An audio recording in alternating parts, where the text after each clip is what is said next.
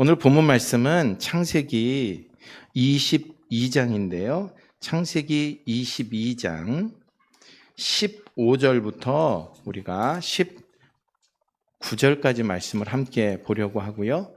다 성경 찾으셨지요? 창세기는 참고로 구약의 맨 앞에 있습니다. 신약에서 뒤적거리지 마십시오. 구약 성경 28페이지고요. 15절 제가 먼저 읽습니다. 여호와의 사자가 하늘로부터 두 번째 아브라함을 불러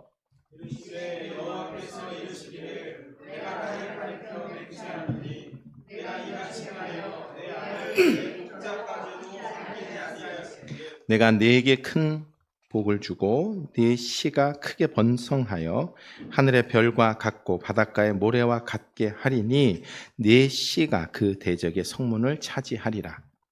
내 씨로 말미암아 천하 만민이 복을 받으리니 이는 내가 나의 말을 준행하였음이니라 하셨다. 함께 읽죠. 이에 아브라함이 그의 종들에게 돌아가서 함께 떠나 부엘세바에 이르러 거기 거주하였더라. 할렐루야. 할렐루야.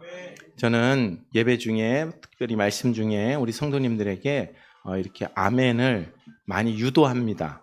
어떤 분은 그런 부분에 대해서 좀 불편한 마음을 가지고 계실 수도 있지만 불편해하지 마시고 응당 우리가 하나님 앞에 아멘으로 영광 돌릴 수 있기를 주의 이름으로 축복합니다. 할렐루야.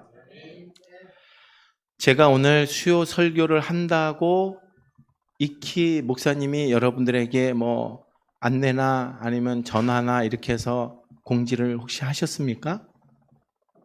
아니면 오늘 와서 제가 설교한다라는 걸 알게 되셨습니까? 공지하셨습니다. 그렇습니까?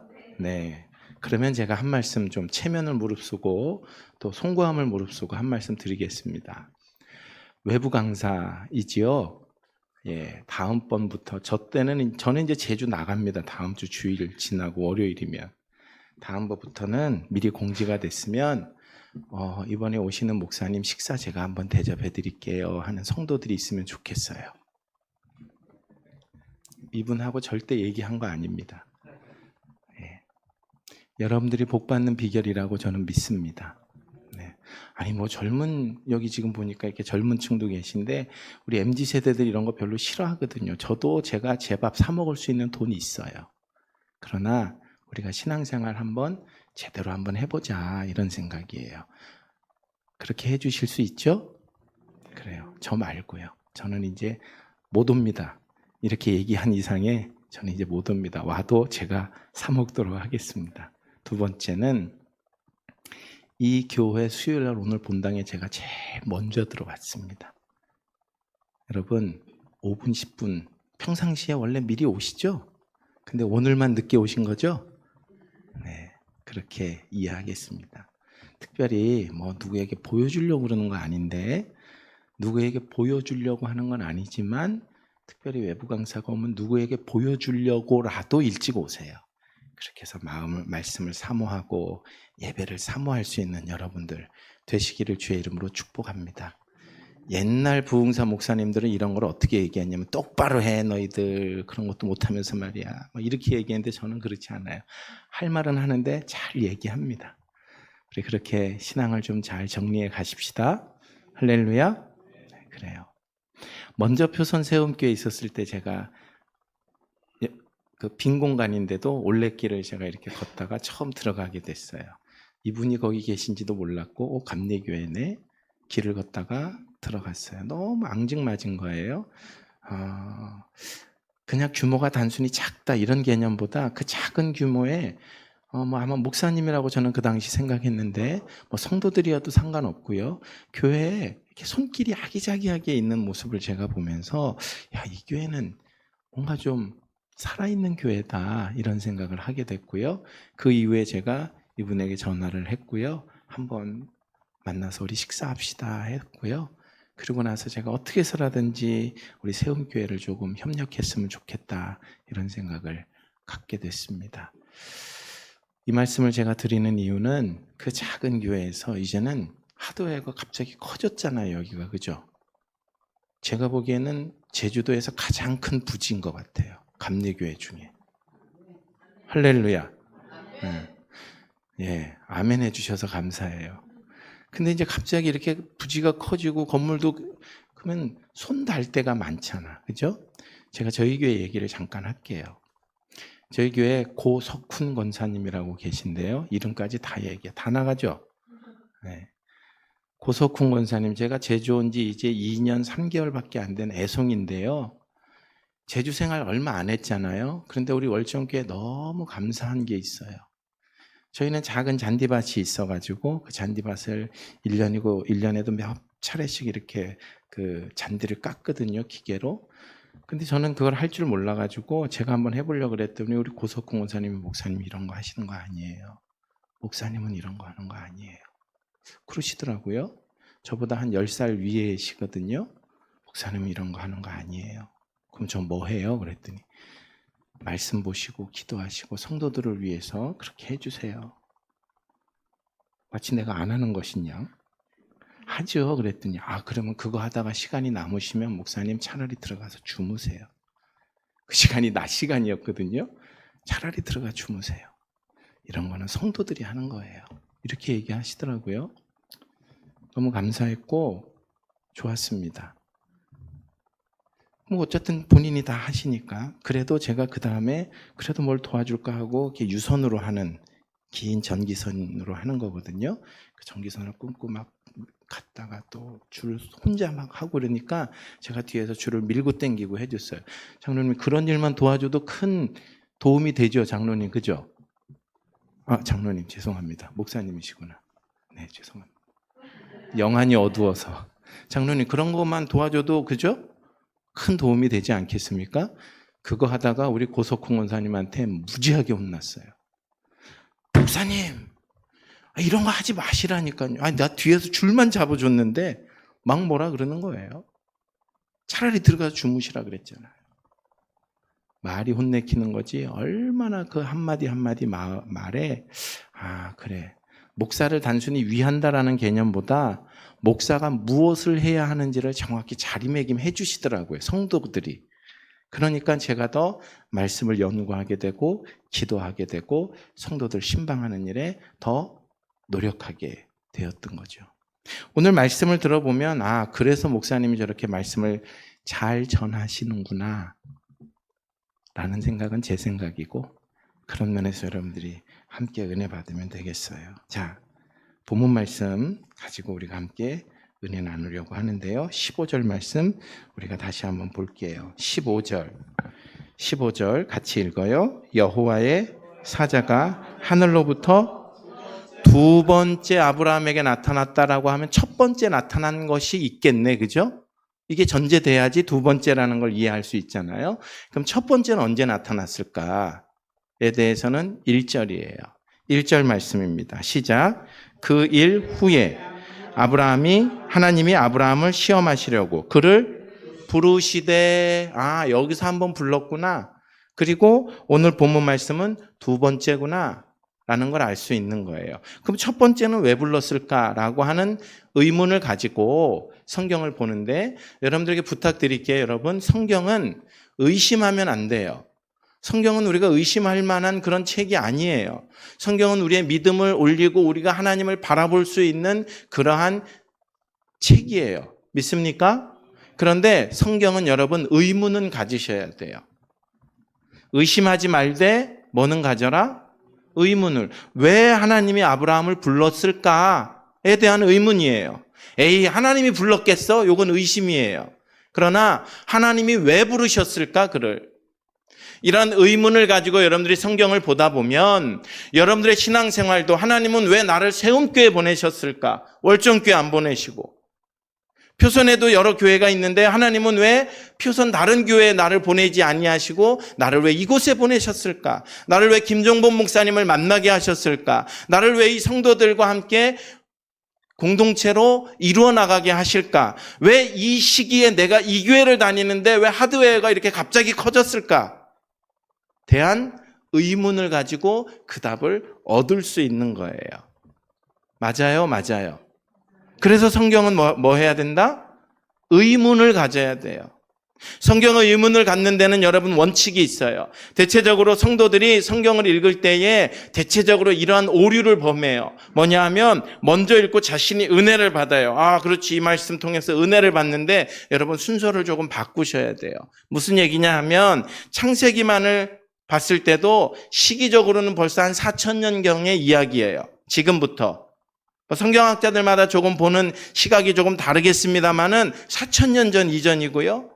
그렇다고 볼 때 4,000년 전에 이 글을 썼던 창세기는 모세가 썼다고 대체적으로 알려져 있는데 모세가 이 글을 쓸 때에 왜 썼는지 모세의 관점으로 먼저 성경을 봐야 해요. 창세기를 볼 때. 내 관점으로 보는 게 아니라 누구의 관점으로 봐야 한다? 모세의 관점으로 봐야 해요. 마태복음을 읽을 때는 누구의 관점으로? 마태의 관점으로 봐야죠. 마가복음을 볼 때는 마가의 관점으로 봐야죠. 지난 4월 달부터 5월 2달 동안 제가 저희 교회에서 마가복음에 대한 말씀을 주일날 시리즈로 말씀을 드렸는데요. 마가의 시선으로 봐야 된다. 그것이 지지난주 설교였었어요. 그렇듯이 창세기 오늘 말씀을 우리가 모세의 시선으로 봐야 되고요. 시간은 4,000년 전 그 이전의 시간으로 봐야 되고요. 문화는 유대적인 문화로 이것을 읽어낼 수 있어야 돼요. 그러나 이 모든 것이 너무 복잡해. 여러분들이 신학교를 간 것도 아니고 목사도 아니니 그러니 목사님의 도움을 받는 거예요. 그러려고 하다 보니 목사님이 더 성경을 연구할 수 있는 시간을 여러분들이 배려해 드릴 때 그게 결국엔 여러분들의 자양분이 될 수 있다. 그래서 목사를 위한다라고 하는 것은 결국 여러분들을 위하는 것이다라는 거예요. 할렐루야. 그렇게 해서 성경을 읽어요. 그 다음에 두 번째는요, 비유가 있을 수 있고 또는 그 주인공, 모세가 이 글을 썼지만 이 글의 주인공은 아브라함과 이삭일 수 있죠. 그러면 내가 아브라함이 되어보고 이삭이 되어보는 거예요. 그 다음에 세 번째로 여러분들 스스로가 자신의 것으로 적용하며 은혜를 구해야 돼요. 근데 우리는 순서를 바꿔요. 바꾸는 정도가 아니라 1번, 2번은 아예 없애고 3번 먼저 대입을 해요. 말씀 읽으면서 은혜가 돼요. 내게 능력 주시는 자 안에서 내가 모든 것을 할 수 있느니라고 하는 말씀이 은혜가 될 때는 언제예요? 내가 힘들 때 그래요. 힘들 때 그 말씀을 읽으면 은혜가 되는 거예요. 당연히 하나님의 말씀이니까 은혜가 되고 도움이 되고 힘이 돼야 되지만 그것은 나부터 시작하는 오류를 범하는 거예요. 우리가 성경을 계속 그렇게 읽다 보면 심지어는 여러분 이단 사이비에 빠지기가 쉬워요. 오늘 본문 말씀에서 그래서 우리는 뭐라고 얘기하냐면요. 두 번째 하나님이 아브라함을 부르셨대요. 아브라함을 왜 불렀지? 그리고 왜 두 번째야? 그럼 첫 번째는 뭘까? 첫 번째는 뭐예요? 12장 1절인데요. 하나님이 아브라함을 부르셨어요. 그렇다면 왜 불렀을까요? 왜 불러요? 자기 아들 독자 이삭 바치라고요. 그 내용이 1절부터 이제 우리가 읽은 15절 이하까지 다 연결되는 내용이에요. 첫 번째 하나님이 아브라함을 불렀거든요. 아브라함아, 예 하나님 그랬더니 2절 말씀이에요. 같이 읽어요. 여호와께서 이르시되 네 아들 내 사랑하는 독자 이삭을 데리고 모리아 땅으로 가서 내가 내게 일러준 한 산 거기서 그를 뭐로 드려라? 자, 여러분 그 당시 상황과 성경의 배경을 우리가 이해해야 된다라고 하는 부분이 여기에서 굉장히 중요해요.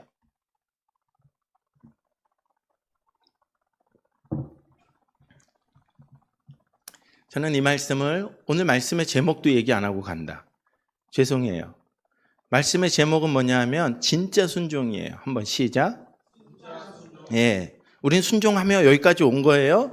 수요일날 예배, 이 본당 예배 시간까지 자리 나오신 분들은 정말 순종하시는 분들이에요. 할렐루야. 이렇게 말하면 저기서 저거 보시는 분들은 그럼 난 뭐야 그러실 수 있어서 그분들도 순종하신 거예요. 근데 여러분들이 더 순종하신 거예요. 할렐루야.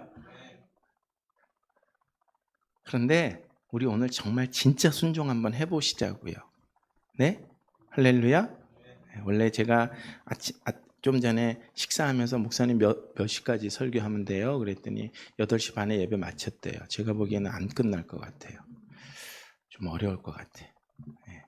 그러나 목사님 좀 빨리 가야 돼요. 그러면 중간에 나가셔도 돼요. 어차피 우리 다시 볼 거 아니잖아. 그죠? 상관없어요. 내 아들 독자 이삭을 모리아 땅으로 가서 내가 내게 일러준 한 산, 거기서 우리 자매님 그 다음 읽어주세요. 한 산 거기서 그를 번제로 드려라. 내 자식이거든요. 그것도 100세 난 자식이잖아요. 이렇게 낭떠러지에서 있다가 아들 툭 떠다 밀어가지고 죽이는 그것도 못할 짓이지. 그런데 그것도 못할 짓이에요. 그런데 떠다 밀어 죽이거나, 죄송해요 여러분, 칼로 한번 배를 찔러서 죽이거나 목을 따서 죽이는 정도의 죽음이 아니야. 번제로 드리래요. 그 번제로 드리는 건 어떤 걸까요? 레위기 1장을 우리가 한번 찾아볼게요. 레위기 1장이에요. 왜 제가 8시 반에 못 끝난다 그랬냐 하면 이렇게 찾아봐야 돼서 그래요. 앞에 귀신 얘기 안 했으면 더 일찍 끝났을 텐데 어쩔 수 없어. 지나갔으니까. 그죠? 레위기 1장이에요. 1장. 자매님 계속해서 좀 읽어주실래요? 또박또박 큰 소리로. 1절.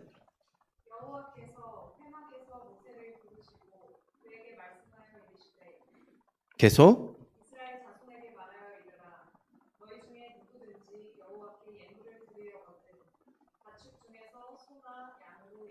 예물을 드릴지니라고 하면서 예물을 드리라 그랬어요. 건너편에 계신 우리 남자 형제님 3절. 네. 소에 뭐면? 번제이면. 아, 번제가 이런 거구나. 그럼 번제 어떻게 드리는 건지를 설명하는 거예요. 계속.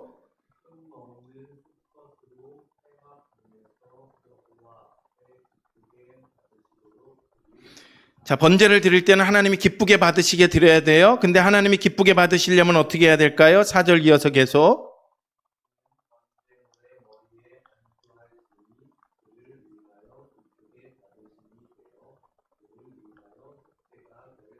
계속. 그 수 송아지를 죽이란 얘기예요. 잡을 것이며, 그 다음에 그 피를 가져다가 회막 앞 제단 사방에 뿌릴 것이며, 그 다음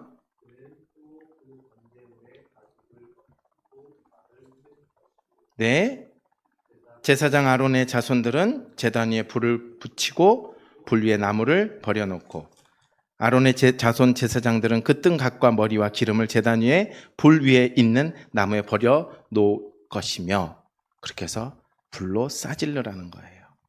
지금 하나님이 아브라함에게 네 아들 독자 이삭을 바쳐라고 하는 그 말의 의미가 뭔지 이제 아시겠어요?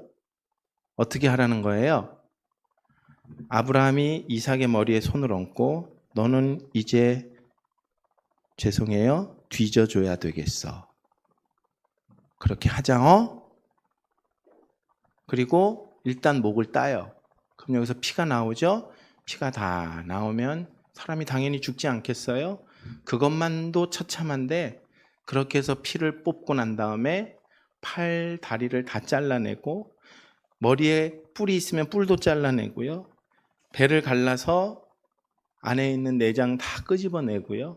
그 다음에 여기 보니까 가죽을 벗기라고 그랬네요. 그렇게 해서 드리는 거예요. 자, 창세기 22장으로 다시 가요. 3절 말씀이에요. 3절. 그 옆에 계신 자매님 읽어주시겠어요?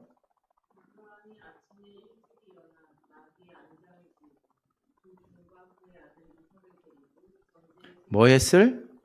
네, 꼭 기억하셔야 돼요. 계속. 계속. 그것을 바라보면서 아브라함의 마음은 어땠을까요? 내가 저기 가서 우리 어떻게 목을 따지? 가죽은 어떻게 벗기지?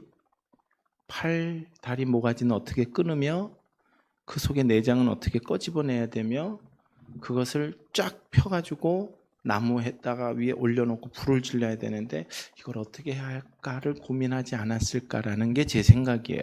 이것이 내가 아브라함이 한번 돼보는 거예요.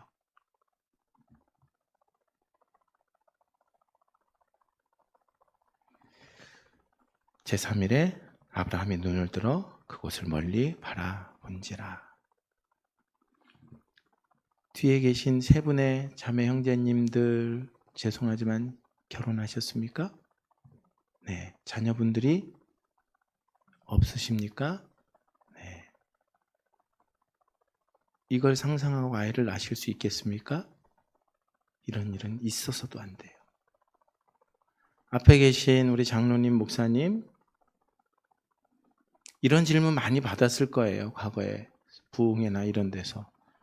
여러분들의 자식을 그렇게 드릴 수 있겠어요? 뭐 이런 거예요.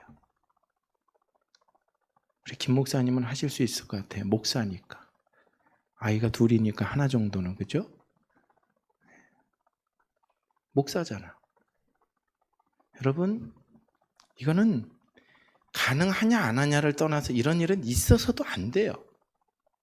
그런데 지금 아브라함은 다음날 아침에 일찍이 나귀 안장을 지고 지금 이 짓을 하러 가는 거예요. 이 짓을 하러. 그러니까 우리가 독자 이삭 바쳤구나. 내가 아브라함이 안 되어 보면, 내가 말씀의 주인공이 안 되어 보면 그냥 말씀 읽으면서 그럼 뭐 그냥 순종하는 거지 라고 생각하지요. 그런데 이 중심으로, 유대의 문화 속으로 이 말씀이 원하는 죽음이 어떤 죽음인지를 안다면 여러분, 여기서는 우리는 더 이상 말씀을 읽어 나갈 수가 없지요. 은혜 받았다고 말하는 것 자체가 얼마나 사치인지 우리가 알지요. 5절 말씀입니다. 장로님 읽어주시겠습니까? 이에 아브라함이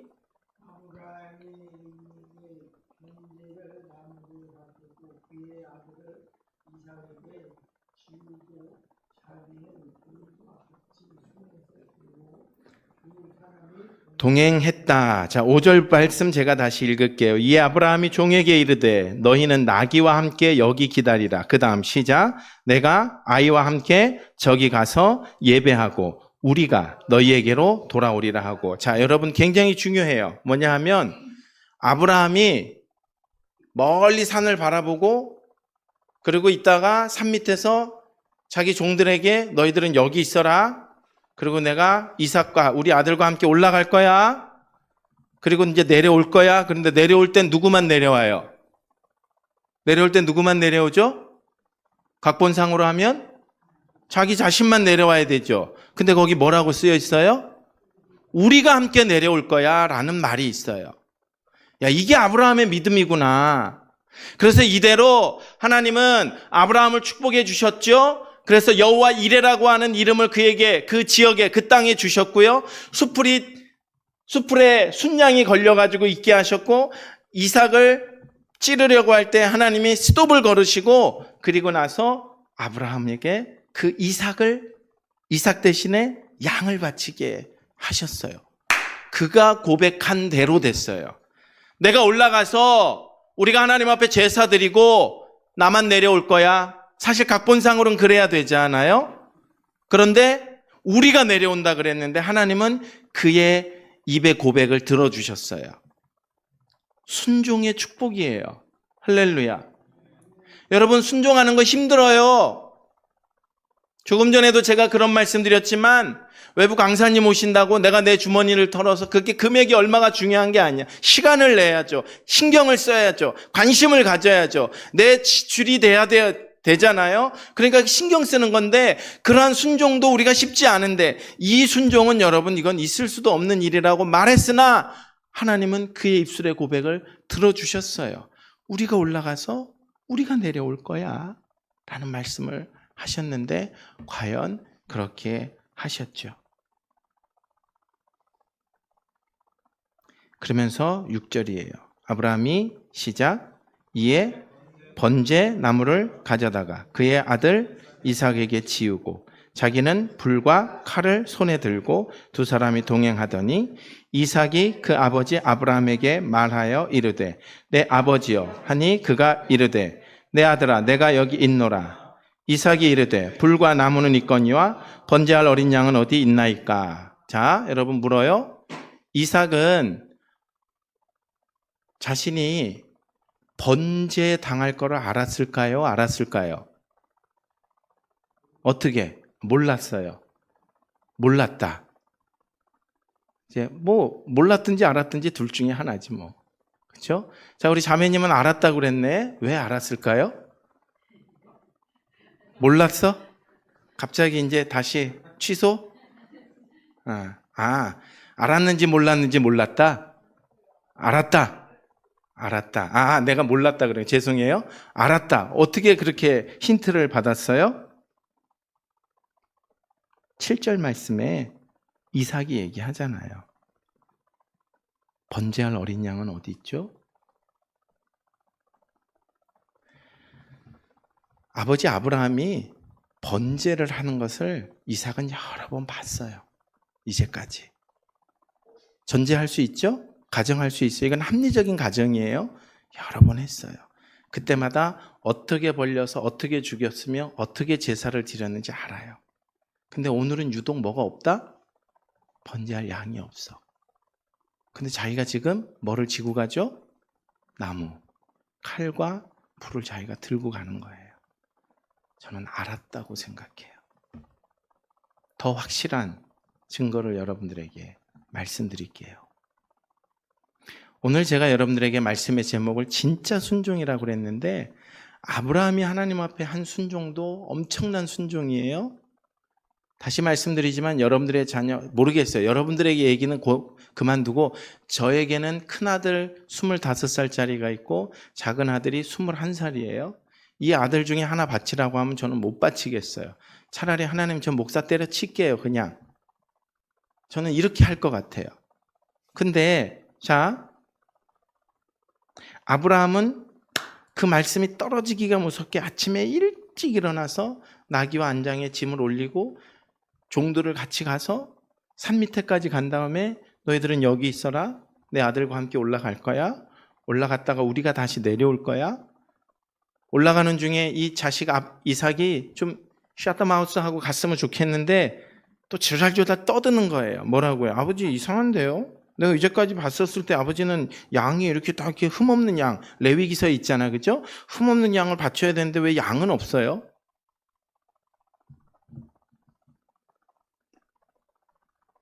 팔 절 말씀이에요. 아브라함이 이르되 내 아들아 번제할 어린 양은 하나님이 자기를 위하여 친히 준비하시리라 하고 두 사람이 함께 나아가서 9절 말씀이 아주 중요해요. 시작. 하나님이 그에게 일러주신 곳에 이른지라 이에 아브라함이 그곳에 제단을 쌓고 나무를 벌려놓고 그의 아들 이삭을 결박하여 제단 나무 위에 놓고 손을 내밀어 칼을 잡고 그 아들을 잡으려고 하니 자 보세요 여러분.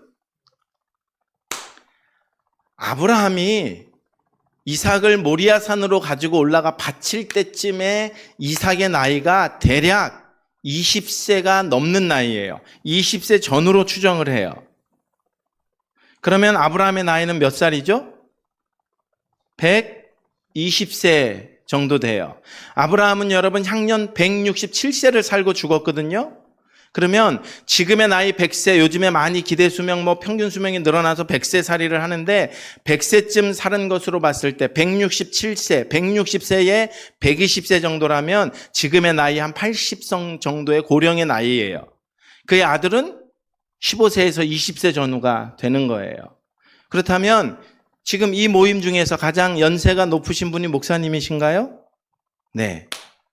우리 목사님 연배 되시는 분이 아들 이삭 20살 건장한 혈기왕성한 청년을 데리고 올라가서 죽이려고 하는 거예요. 자, 일단 가능한지 안 가능한지를 여러분들이 한번 생각해 보세요. 80세 고령이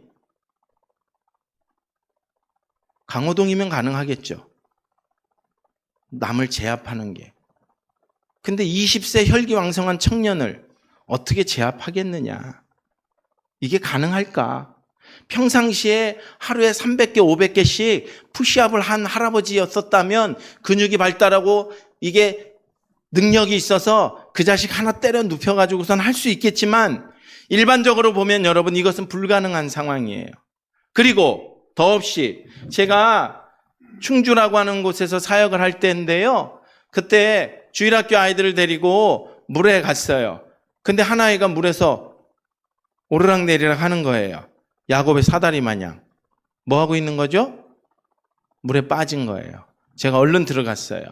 들어가서 그 아이를 건지려고 했는데 초등학교 6학년짜리 여자아이예요. 저는 그 아이 때문에 제가 죽을 뻔 알았어요.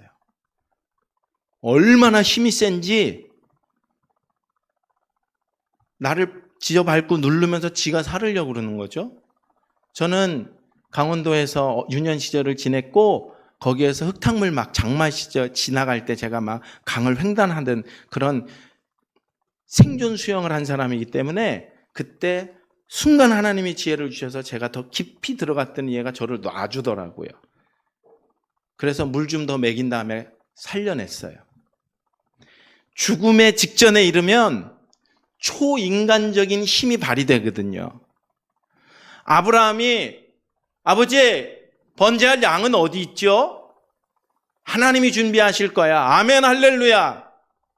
그리고 올라갔어. 갔더니 이거 웬 걸려? 이 노인네가 노망이 걸렸는지 치매가 걸렸는지 약을 잘못 먹었는지 자기를 묶어버리는 거예요. 그리고 제단을 다 쌓더니 자기를 눕혀놓는 거예요. 이때 제가 알고 있는 기본적인 일반적인 사람이라면 120세 된 노인을 그 자리에서 나는 꿇어 엎혔을 거라고 생각해요. 그런데 여기 본문에는 그런 내용이 하나도 안 나올 뿐 아니라 이삭을 묶어서 제단에 올려 놔져 있다고 그랬어요. 저는 이 부분을 이렇게 좀 이해하고 싶어요. 아버지, 번제가 어떻게 드리는 건지 우리 좀 전에 확인해 봤죠? 번제할 양이 저였군요. 하나님이 아버지에게 그렇게 명령하셨군요. 제가 순종할게요. 그리고 형식적으로나마 아버지가 끈을 묶을 때 아마 지가 빙글빙글 돌면서 제가 묶여 드릴게요. 이제 일로 올라가면 되죠? 제가 올라갈게요. 여기 누울까요? 아버지 이제 찌르세요. 라고 하는 보이지 않는 각본이 저는 이 안에 있다고 봐요. 어느 누가 생존의 삶의 죽음의 문턱 앞에서 용 한 번 쓰지 않는 사람이 어디 있겠어요? 이건 본능인데. 그렇다고 보면 제가 오늘 말씀에 진짜 순종을 말하고 싶은 것은 이삭이에요. 하나님의 명령 앞에 여러분들 다 믿음 생활 하시죠? 물론 우리는 하나님의 말씀 앞에서 믿음 생활 하는 거예요. 그런데 이삭은 하나님의 명령이 아니잖아? 자기에게 직접 얘기한 게 아니시잖아요, 하나님이. 그런데도 내가 지금 무엇을 해야 하는지 그는 알고 있었어요. 자발적인 순종을 이야기하는 거예요. 모세가 이 글을 쓸 때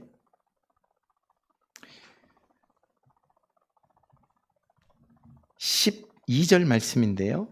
사자가 이르되 그 아이에게 내 손을 대지 말라. 그에게 아무 일도 하지 말라. 같이 읽을까요? 내가 내 아들 내 독자까지도 내게 아끼지 아니하였으니 경외하는 줄 아노라. 모세가 이 글을 쓸 때 내가 내 아들을 아끼지 아니하였다라고 써도 되는데 왜 여기에 내가 내 아들 누구? 독자까지도 아끼지 아니하였다고 썼을까라는 말씀의 해답을 우리는 요한복음 3장 16절에서 찾아요. 하나님이 세상을 이처럼 사랑하사 독생자를 주셨으니 이는 그를 믿는 자마다 멸망치 않는다. 예수의 죽음은 자발적인 순종에서 나온 거거든요. 하나님이 내가 이 땅에 내 자식, 내 영혼, 내가 살려낼 인간들이 있는데 그 인간들을 위해서 내가 어떤 일을 하고 싶다. 그 말을 예수님은 알아먹었어요. 제가 할게요. 하나님, 그분은 같은 분이시지만 또한 다른 분이라고 우리는 믿기 때문에 삼위일체 되신 그분께서 하나님이 말씀을 예수 성자이신 예수는 아멘 내가 순종할게요. 어떻게 해요? 여러분 번제당하는 것처럼 그것보다 더 큰 고통으로 십자가에서 자신의 몸을 자발적으로 순종하신 줄로 믿습니다. 여러분 진짜 순종이 무엇인지 아세요? 목사님이 시켜서 하는 거 그것도 순종이에요. 그러나 지금 우리 세움교회는 제가 감히 한 번 와서 뭘 알겠어요. 많은 자발적인 순종자들이 저는 필요하다고 믿어요. 내가 교회를 위해서 할 수 있는 게 뭐가 있을까? 조금 일찍 가가지고 상이라도 좀 닦을까?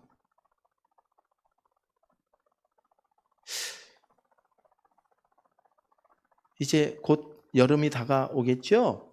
그렇죠? 여기에 선풍기 하나 있으면 참 좋겠다. 있어요? 할렐루야. 여러분 그냥 눈을 크게 뜨고 보세요. 지금 이 교회에 내가 해야 할 일이 꼭 돈을 들여서가 아니에요. 내가 해야 할 일이 뭘까?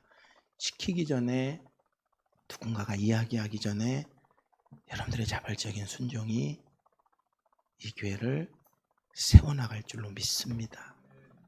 할렐루야. 저희 아버지 목사셨거든요.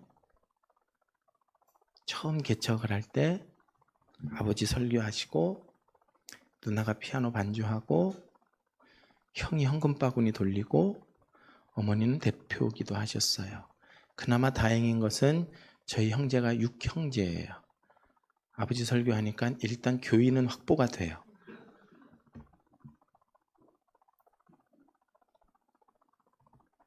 그 다음부터 성도들이 한 명씩 한 명씩 오기 시작하는데 여러분 그분들의 자발적인 순종으로 교회가 부흥하는 모습을 보게 됐어요.